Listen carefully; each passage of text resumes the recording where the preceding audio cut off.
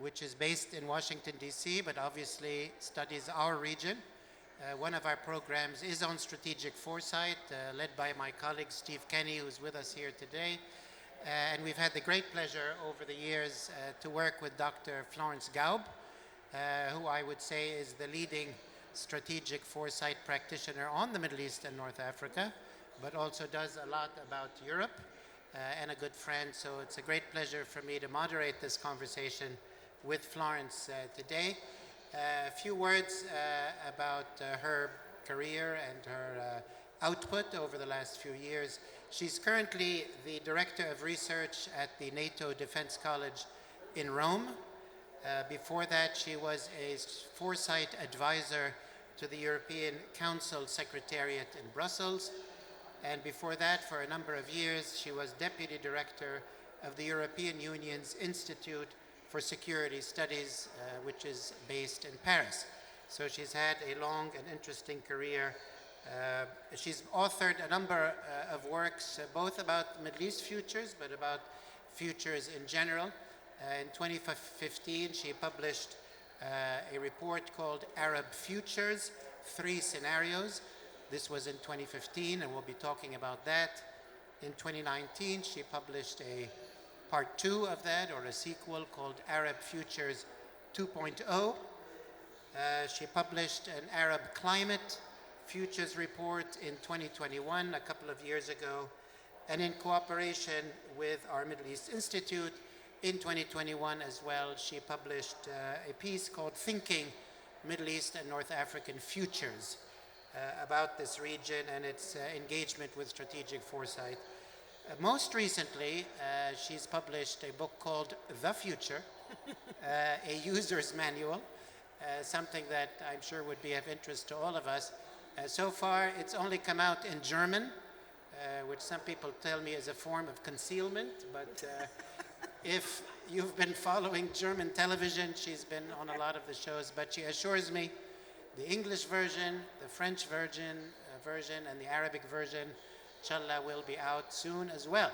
So we look forward to that. Florence, in the time we have allotted to us today, I will engage you in a conversation for about 25 minutes, 30 minutes, and then we'll need 15 minutes for Q&A with our great audience. So let me start, Florence, with a general question. Why did you get into futures and how? So I think it's fair to say that it's the region that got me to the future. You know, I worked on this region, especially on conflict. My PhD was on how military forces recover from civil war. Lebanon, as you know, was one of my case studies. And then the Arab Spring happened. And you will remember that a lot of people at the time were asking themselves, how did we not see this coming? So that's the first wave. There was a lot of self-reflection at the time in the community.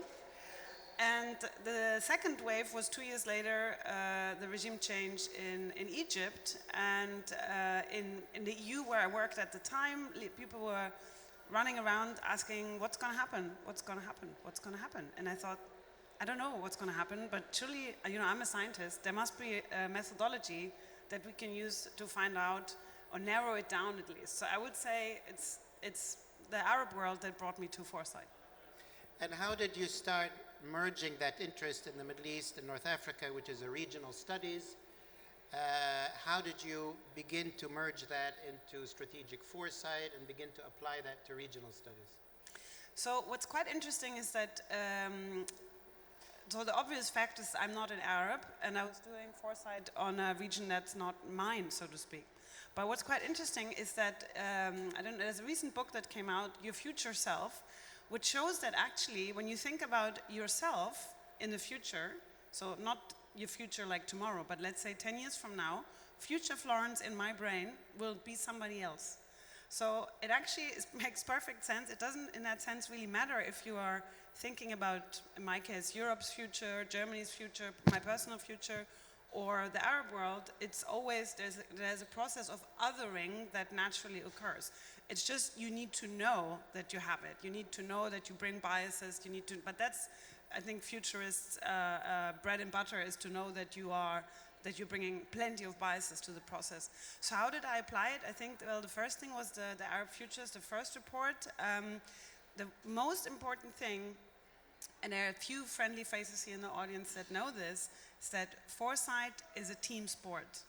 So I wrote these reports, but they were not mine in that sense. We had discussion groups, a task force with people from the region, experts on certain areas, you know, very different backgrounds, a Kuwaiti economist, an expert in jihadism from Algeria. So bring in as many diverse people as you can, and then you play the game together. So even though I wrote them, I would say they're very much the result of a team discussion. And then from there it was a hop and a skip that Brussels called and said, do you also want to perhaps write the report on the future of the EU, or rather not the future of the EU, but global trends that will affect the EU. And so suddenly I was working on a completely different region, and I realized I know actually a lot less about Europe than I knew about the Arab world. Well, Middle East is an interesting case study. You mentioned the period before the Arab Spring, then the Arab Spring, then a report in 2015, then a report in 2019. A lot has happened since 2019. How would you assess the learning? Not so much what one got right as in predicting, we know that's not about it, but you've been engaged with this sort of for 10 years in a specific region, putting Europe aside for the moment, in a very turbulent region. What have you learned in terms of doing foresight better, at least for this part of the world? So I know that many people in the room here will know this already, but I always say when you do foresight, you should date your ideas, don't marry them. You need to check your ego. You need to be able to let go of certain ideas that you had about the future. And the same goes for me. So one of the things I did in the second report was that I took the first report and I assessed the scenarios that I had written. And okay, I had 3 scenarios, so obviously there was a good chance that one of them was more or less close to reality. But it turns out it was the middle of the road scenario that was had the most overlap with reality, with about 65%. And the 2 extreme scenarios were about 30%. And what I learned, well, human beings have a tendency to think in extremes. So if you remember 2015, so this happened in 2014, the expert group, we were exaggerating the Islamist threat, and we were exaggerating in our minds the response of the states. So we were thinking, oh, the reaction of the Arab state to Islamic State and all that will be so strong that it will create even more terrorists in the process. When we actually, I'm not saying the problem doesn't exist anymore, but we do see that assessment turned out to be untrue. So we were in probably also our value judgment, because we didn't want that to happen, played a role, you know. So I think the most important, that was the main takeaway. And then the second thing is, of course, something that we didn't see coming, and so, well, we kind of saw it coming, but not so much, was the development of Arab women. And of course, you know, it's a slow train. Feminism in general is a very slow-moving train. But I would say that since I started working on this region and today, there's a huge difference in how women in the region, you know, especially in the Gulf, but also elsewhere, play a role in the economy, in politics, are much more present. There's much more voices. Are we where we want to be? No. But I think we underestimated that. We thought it would be much more static. If you were to, as a thought exercise, embark on a third version of this report, here we are in 2023, almost 2024, would there be any fundamental trends that are very new or have gone away? You kind of hinted at a few when you were reflecting back in 2019. Obviously, we've had a pandemic, a number of other things and developments, both positive and negative. If you were to sketch out the beginning of an Arab Futures 3.0, what would come to mind? So the first thing, I think, you know, the beauty of getting older. I'm 46 now, so when I started doing this kind of work, I was at the beginning of my 30s. So when you have more or less 10, 15 years of history of progression that you could watch, so I watched this region much like you evolve over time. So I see like something like this. When I started this job, just wasn't possible. The UAE was not was not playing the role on the stage in the region that it does now. It didn't have this fantastic approach to the future. So never, that's always, could we have seen that coming? No, because it was just so out of the ordinary that we didn't. So what I see now in terms of trends, I would say definitely, and this is me as a European talking, Europeans always thought that the world will, perhaps they didn't think it consciously, but unconsciously Europeans always thought the world will develop like them.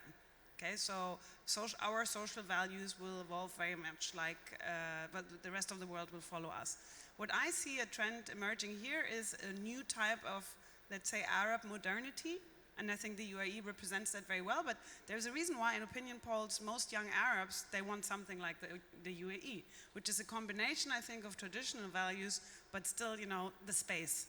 And I think that's a trend that I would, in my discussion group, I would definitely dig deeper into that and see, does it have repercussions for the economy, for instance? Do we get more startup mentality? Are we moving away from, this very state-heavy industry? And I would be curious to see, because I see ripple effects onto other Arab states. For instance, what effect does it have on Egypt, which used to be the model of the future, back in the 50s. So these are trends. And then the last thing, and that's why I wrote the Arab climate futures, we used to think that climate change doesn't matter to the region, that the public doesn't care or know about it. And when you asked Arabs in surveys, do you care about climate change? I think actually, first of all, about 65% say they do care. But when you go and ask specifically, do you care about water? Do you care about pollution, air pollution, for instance? Do you care about waste? Then it goes up to 80 to 90%. So perhaps Arab sensitivities to climate and environment have actually hugely evolved from 2008. When you look at studies from 2008, where it's true, most people in the region were like, environment, don't really care. So I think that's a trend I would explore and see what would that do to societies, to political activism, to politics in general. Thanks. You've been working in collaboration, as you said, for all of these years, and you've seen the region evolve and change. And my question is, how do you see the capacities for strategic foresight institutions throughout the region? Obviously, you mentioned this amazing institution as a special example. And yours? And a great leader, ours, based in Washington, but doing work on this as well. But in your collaborations, whether it's from Morocco, through Egypt, through other countries, GCC or otherwise, how have you seen the capacity grow? So when we first, for the second Arab Futures, we did a mapping of what was out there in terms of future on the region, foresight and in and on the region. And we found that at the time, so we're talking 5 to 10 years ago, there was very little foresight done on the region, and what existed was mostly done by foreigners, non-Arabs. And most of that, what was done, was conflict related. So it was things like, where's Iraq going to go next? Where's Libya going to go after chemical weapons? So it was very negative, I would say, and it was from the outside. And I think that has changed. You'll see a lot more from the region itself.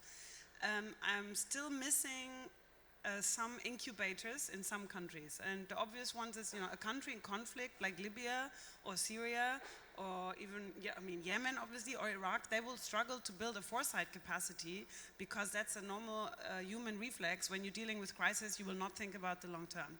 So I would say it's gotten a lot better.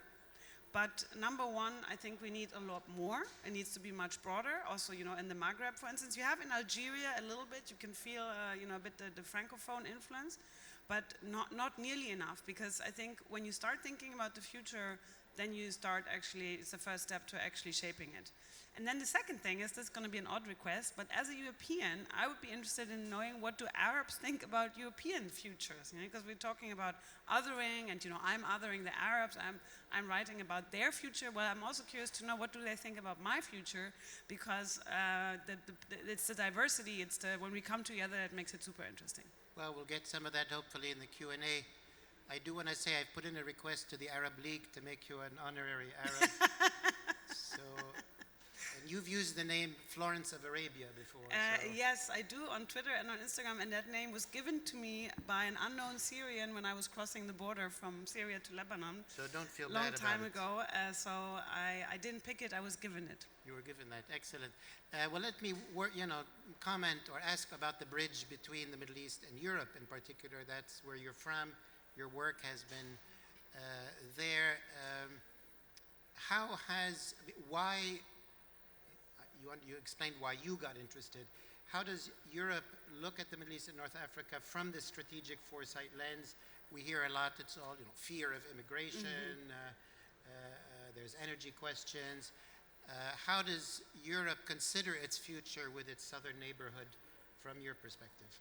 So obviously, there is not one Europe, just as like there's not one Middle East. Europe is very diverse and depends on who you're asking. I would say, but to simplify, well, I think for a lot of people here this is obvious, but when you think about the future, be it your own or that of your neighbors or whatever, you need to be aware of the feelings that you bring to the table, and you need to have not excessive feelings. So it cannot be either enthusiasm or catastrophic thinking. It needs to be somewhere in between.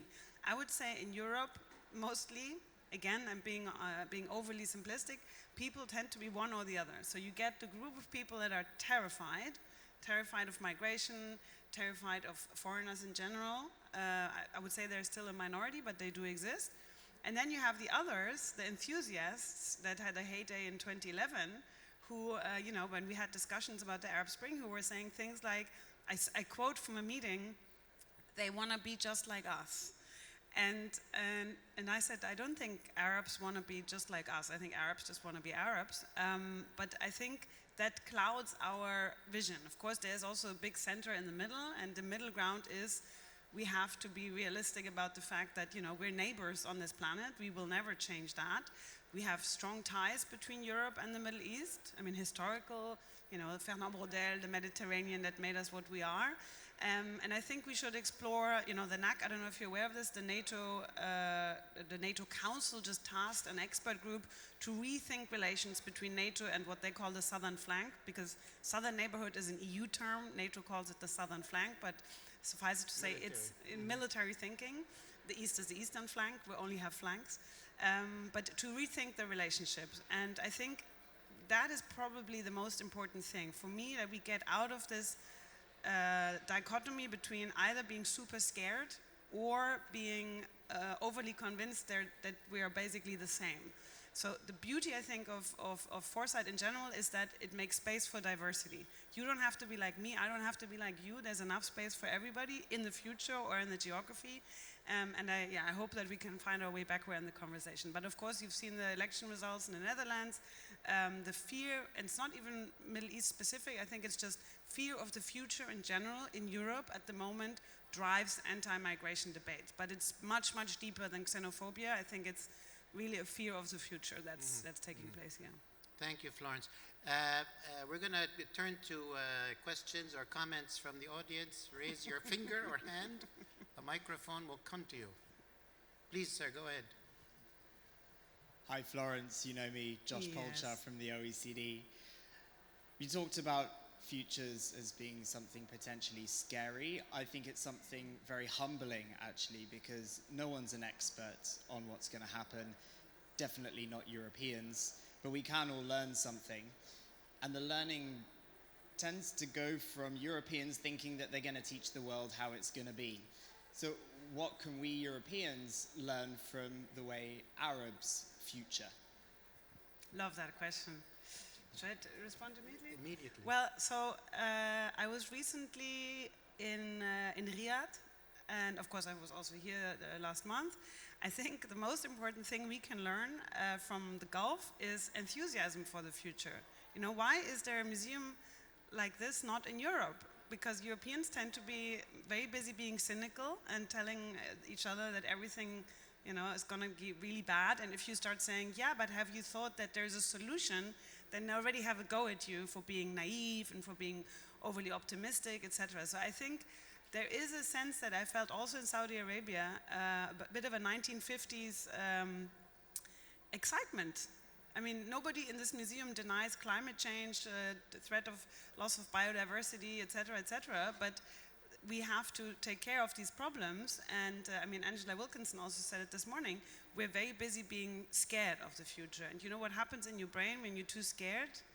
You do nothing. And I think that's the problem. So I wish that we learn from this region to be more enthusiastic and see the possibilities that there are, not just the threats. Interesting. Yeah, somebody described France, or living in France, people in France, living in heaven, but they're convinced that they're in hell. Yes. Questions, comments from the audience? The gentleman in the third row. Hello, my name is Francisco. I'm from Portugal, from the Center of Planning and Foresight in the Portuguese government, a recent institution. I have two questions. One is a bit of a take on what was just asked, and it's, in your comment you were saying that what led you to this area was the Arab Spring, and then what happened in Egypt and in Europe. Oh, what's going to happen next? I have a bit of a feeling, although I'm working recently in this field, when I work with European colleagues, I have a bit of a feeling that's the state of play in Europe is what is going on. And it's not exactly what was said before, but I think it complements it. Sorry, what was going wrong? Is that what you... Not what what's is going wrong, but simply surprised by Yes. how events are Yeah. unfolding with surprise. Yeah. First question. Second question would be about the trends and this new modernity is no longer something that belongs to the West. There's an Arab model of modernity that you are arguing, and I would want to ask you, don't you think that this could be applied also to other regions of the world, and that this modernity is now more widespread? So the first thing on surprise is a very interesting topic. I'm just organizing a workshop next year.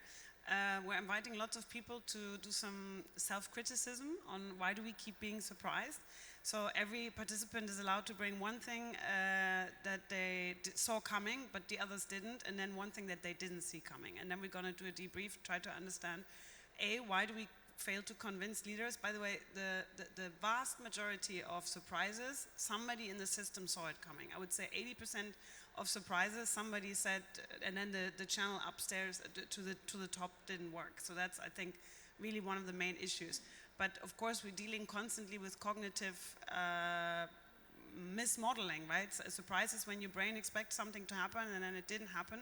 So you need to constantly update your model. And what's frustrating is that, at least I feel in Europe, we keep being surprised like a goldfish who allegedly has a 3-second memory, but I think that's not true, poor goldfish. But so we have no institutional memory. I think maybe that's part of the problem. So I'll send you an update. Let's exchange business cards, because I think that could be interesting also for you in your work. And the second thing, do I think there's models of modernity elsewhere? The short answer is obviously yes. I mean, we see it when you look at surveys around the globe. The regions that are most optimistic about the future are the Gulf and Asia, especially China, because they feel that the future is a space that holds something good for them. And then the most depressed are Europe and the Russians. So what does that say? I think my feeling is that we, and in this case, Western Europe and Russia, the United States is a bit of a different story, because, anyway, don't want to get into that, but we are the most depressed region, Europe.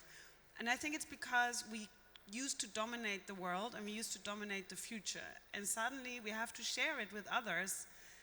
And that in itself is perhaps for many an uncomfortable thought, but more importantly, we don't know what our place in that future will be. I think it's my theory that we haven't formulated a positive European future that we could aspire to, because since the fall of the Berlin Wall, it was basically, okay, this, but in more, okay? And that doesn't work anymore. So the depression we feel right now is we have a void. We need to define a new future. So that's my theory. And I also think that the tensions that you feel under the geopolitics is that Russia and China have a vision for what they will want the future to be, and we want the future to be what it is right now, and that doesn't work. Yeah, I want to comment also, important point you made, that there are people who foresaw a lot of the things that may have happened. I want to recommend a book called Cassandra's by a previous boss of mine, Dick Clark, who looks at those experts today that are predicting terrible things. And it's a question of, well, in foresight, how do you measure that prediction?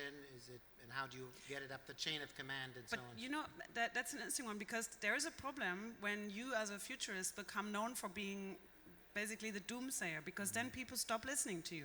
There's a huge psychological component about, you need to be homeopathic with the decision makers. You can't give them all the bad news in one go, because they're human beings like you and I. And if you tell them, right, I have 5 bad news for you: climate change, geopolitics, artificial intelligence, and some other things, they're going to say, leave me alone, and then worry about something that everybody can understand. So I think there's a psychology there here that's Indeed. important. Sir, in the second row, you've been patient. Hi, my name's Mitch. I'm a director of a strategy company called Mind of a Fox. You spoke about the Arab excitement for the future. I wanted to ask you whether you think that places like the UAE will have a competitive advantage in the future because of their governance style of being an autocracy versus democracies that are much more short-term thinking. How does that fit within a futures thinking competitive advantage? So that's a very interesting question, because it's raised often in our circles. Does the political system determine how you see the future? There's a book called The Good Ancestor, and in it he has a grid which is quite interesting. I think I tweeted it a little while ago, where you compare future thinking and political system. And they find that there is no clear-cut answer. Ultimately, a democratic system that thinks long-term is the best political system, because it is in tune with what society wants long term. However, a democratic system that thinks short term is worse than an autocracy that thinks long term. So I think it's a combination. It's not one political system or the other. It's the political system plus, do they actually think long term? And here in Europe, or in the West, if you want to put it that way, we don't have one model. We see that there's a study done by a German think tank showing that in Germany, since the year 2000, the parliament essentially stopped talking about the future. So it's a study that goes back to 1949 and goes all the way to now, and it says 50s, 60s, 70s, 80s, 90s, totally capable of thinking, talking about the future, and then in 2000, boom, they just stopped. And that's obviously, I'm half German, so that's something I care about a great deal. I would say it's better in other countries. Finland, for instance, is really good. Lithuania, I think, is the rising star. Did we not talk about that yesterday? Yeah. So it depends on the country. I wouldn't say the West doesn't think about the future, but Asia does. But you see huge diversity, and of course, as a capacity and ebbs and flows. Foresight has highs and lows, just like skirts. Yeah. Quick, since we're recommending books, there's a great book called Zoning Out, which is about the last 40 years in global capitalism and how certain zones or city-states, Singapore, Dubai, have become part of the global economic ecosystem in a very highly successful way. But in this general process of creating zones in globalization, it's weakened the abilities of states to tax and to grow in general. So to my mind, I'm very interested in watching the growth in Saudi Arabia, which is a much larger state, trying to implement a lot of what the UAE has done, very small in terms of population, and see if that will work on a larger scale. Zoning Out is the name of the book. I'm trying to go in the back. Yes, the lady in the fourth row, in the orange. Thank you so much, and thanks a lot for the session. It's extremely interesting. My name is Clara. I work at the UN in the team working on the Summit of the Future, so all the discussions around it. Can I get an invite? Can I get an invite?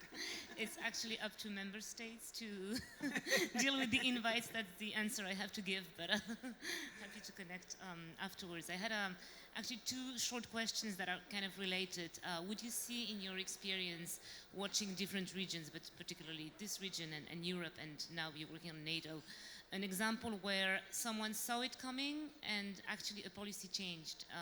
So basically like a ready-made example that we could show and showcase, saying this is what foresight means and this is how it can be implemented. And also maybe in a more general way, I was wondering whether you see why, because there is a proof that the more we look at the future, the better, like the more informed decisions we make, etc. And yet governments or organizations don't make that. So we can talk about electoral cycles or like short-term policy making. But I'm wondering if we don't, maybe there are other like conceptual articulations that we can still make to talk not necessarily to the politics or the power, but also to the logic of governments to just explain that. So maybe there's something you see there that we haven't touched upon yet. Thanks.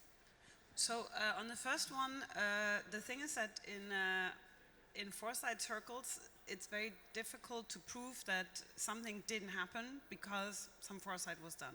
There are some examples though. The most famous one would be the ozone layer, the discovery of the hole in the ozone layer, and then the ban on, I don't know, you call it in English, FCK, or, you know, the gas.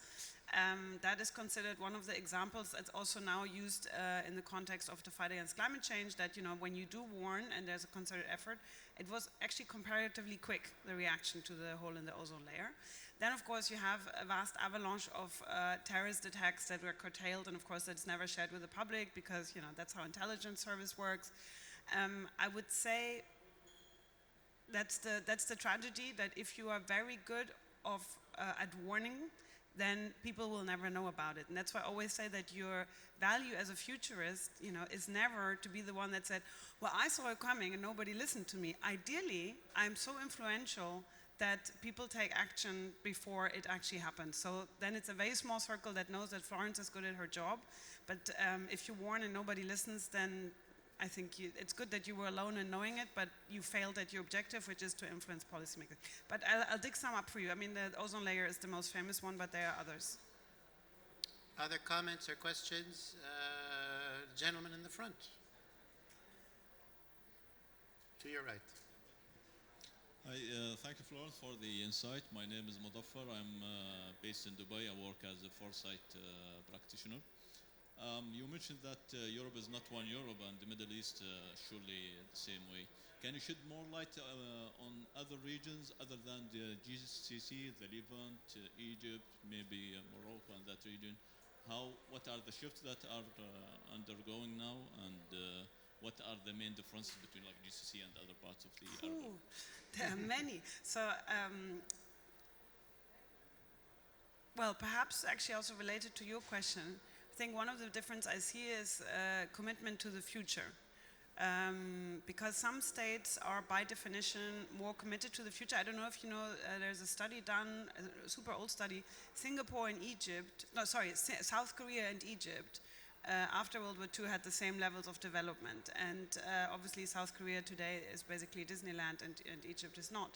And the question, so the analysis shows that, you know, what was the difference? Was it political system or resources, etc.? And what they found was that at the end of the day, the government of South Korea was at some point just very committed to economic development, and that's what they focused on everything on that. And then ultimately, then regime change, political change came later.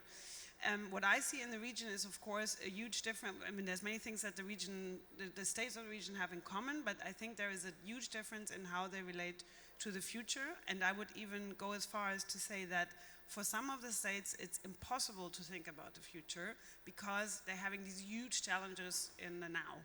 And that's, of course, the states that are in crisis. So in the Arab climate futures, we did a ranking. We used, I think, 70 different variables to see who's going to be most affected by climate change. And so, congratulations, the UAE is the best prepared, but not just because they have the resources, but for many other reasons. And of course, the ones that are going to hit the hardest are the ones that are already in conflict. So Yemen, Libya, and Syria will be hit the hardest because the government is constantly fighting another battle, quite literally. So I think over time, you'll see that the differences that come with conflict, economic development, human capital, preparedness for climate change, that will be even further. You know, it's already a very diverse region when it comes to economic and social things, and I think you'll have a huge difference, which will be interesting to manage because the language is still similar, the same. So you still have information and people flowing around, but across very different economic and social boundaries, which is something that's not the case for Europe, because in Europe, even though we had huge social and economic differences, we don't have a cultural, we don't share the same cultural space in a way that the region does. So definitely an interesting space for you to work on. Thank you. Other comments, questions? Yes, sir. Second row. There we go. Hey, Florence. I'm Gabriel Rizzo. I'm advising the U.S. Space Force. My question is around space, clearly. The way we frame this is that there's still a whole lot of focus on what we call the terrestrial flight, but not enough on the celestial dimension. Whereas this morning, we had the fantastic panel with 7 astronauts, and one of the main takeaways was friendship across all of them through space. How do you see space changing the way the states in the Gulf region are changing their current images of the future? So what's very interesting is that when was this? 3-4 years ago, I wrote an article about about what I call space sovereignty or air sovereignty. So the fact that in the region, so the fact that in the old days, so the 60s and 70s, you had Egypt and Syria. Basically, they had the biggest air force. Iraq, the biggest air forces, and some ambition to go to space, etc. And then, as the interest in space died away almost for everybody, suddenly it reappeared here. And I don't just mean space, but actually also the airspace in general. So you have the Gulf states, especially the smaller Gulf states, using the space above them to make up for the fact that down here they're geographically more limited. So of course the Emirates, best example, with not just the Emirates Airlines, but also there's numerous other examples on how they are using the space for commercial purposes, for legal purposes, et cetera, and of course space. When we heard, okay, the UAE now wants to fly to the moon, everybody was like, okay, that's interesting, because they're bringing back the space as a currency for future and modernity. And I think here we come back to this example of Arab modernity. I do think, how do I put this? Remember when I said earlier, some people in the most friendly but well-intentioned way said they want to be just like us. I don't think they want to be just like us, but the more they do things that look like what we do, the more the potential for friendship is there, or cooperation. What I mean by that is that friendship, if you look at why do you become friends with somebody, why can you be close to somebody, is a minimum of similarity. You have to have certain things in common. And I think this is where the UAE, but also other Gulf states, because of the economic development, because of where their interests are now, especially when it comes to the future, are already redefining. And we had this conversation earlier with a previous colleague of mine, and it relates also to one of the other questions: how does Europe see the southern flank? I think the Gulf is different from the Maghreb, obviously, but not just because of the geography, but also because of economic development and how it sees the future. So I can totally see a future. Actually, I kind of dodged the question. I just realized earlier on the next future for here, but I can totally see a future where you have a bit of a, not fragmentation, but a clearer definition of Maghreb, Mashreq, Gulf, and the Gulf becoming a privileged partner for, not just Western states, but also for China or Russia, because they're playing a different game. So actually that just sketched out your third scenario that I'm writing. Yeah. Any final question? Yes, we have 2 final questions. Let's start with the fifth row, and then move forward. Hi, thank you all. My name is Angel Smith. I'm a current Fulbright scholar here in Dubai. And my research area is so new, right, which is why I think this is perfect. So I research climate statecraft, which is like the newest domain for statecraft. And one of the questions that I have is how like academics or folks that are working in super like new, I guess, spaces actually can connect with organizations to get the information or research that they're doing to a wider audience. Because when I talk to people, no one knows what climate statecraft is, which is great. Like, that's what my research is to do. But I think that there's a role that organizations can play in kind of getting this kind of nascent kind of research out to the broader public. And so, Thank you. Florence, could you hold that question in your mind? Yep. And go to the last question there. Yes. Emily Monroe, I'm with the Geneva Center for Security Policy. Thank you so much, Florence, for your presentation here. A really fascinating discussion. I have a question specifically about foresight in the peace and security or international security space. We see there's a lot of sensitive issues around that topic. There's sometimes taboos. If X country invades another country, it's hard to bring those up in those type of conversations. And it's very hard to, you need to put work into creating that safe space for those conversations. So I wonder if you could say a bit more about the particularities of foresight in that international security space from your extensive experience in this space. Thank you. So the first thing on getting yourself known, publish or perish. I think you should write an article, or maybe actually 500, then you will be known. The other thing is networking. I would probably say I single-handedly caused climate change just by going to all these events that I've gone to. But joking aside, it's meeting people, talking about your work, publishing. Then you'll be invited because you published. I think that's just the trick of the trade, especially when you're working on something new. You will find the appetite is always there to bring in new things. And get yourself business cards if you don't have any old-fashioned business cards, I would say. And lastly, for me, Twitter also worked to share a lot of information. Now, X is changing. I don't want to make a statement on which platform you should use, but talk about what you're working on. On the sensitivity, I think it's really important to understand that when you do foresight and people will hear about the type of foresight you're doing, they will misinterpret it as a judgment. That's why when you write 3 scenarios, at least it's obvious that there's not just one of the 3. I don't know if you remember a few years ago, the European Commission didn't publish, but worked on scenarios, and then they were leaked to the press, and then it said something like, Juncker thinks the EU will collapse very soon. That was not the idea. So I think you need to be mindful. It's not intelligence work. Now, when you're looking at especially conflict zones where it's especially sensitive, one of the things that I said to the EU's Foresight Commissioner was you need to create a space for people to make mistakes.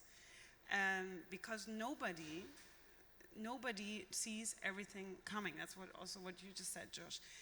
When you look back at your old foresight, which you absolutely should do to get better at it, and you are 60% right, that's an excellent result. If you are higher than that, then you probably, you should probably open a shop for horoscopes. But the truth is that we are in a business where we will get, not much more than the simple majority, a bit of a majority right, and a lot of it is thrown out and outdated. So the way we do that is when people are afraid of the written word, you just don't write it down. So for instance, for my Arab Futures 2.0, the expert group, they were all people from the region. It was a very sensitive time, and they were afraid that their governments would, find out. So we kept it all a bit under the radar, and that's why it's my name on the report. So because I will not get as much in trouble, I hope, at least not yet. At